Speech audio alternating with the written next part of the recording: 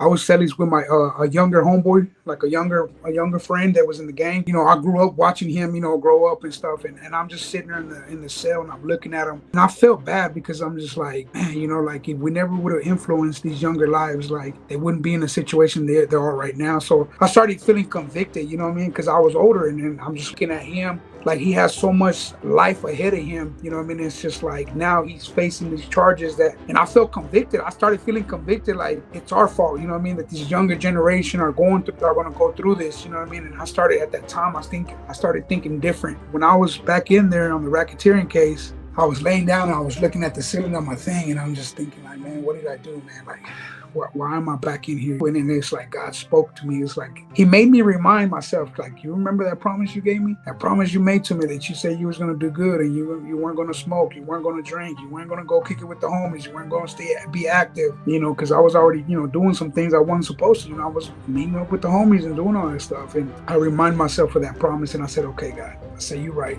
I said, I broke my word. I'm looking at my younger homeboy here, and I started thinking to myself, I said, okay, I have to do something with my life.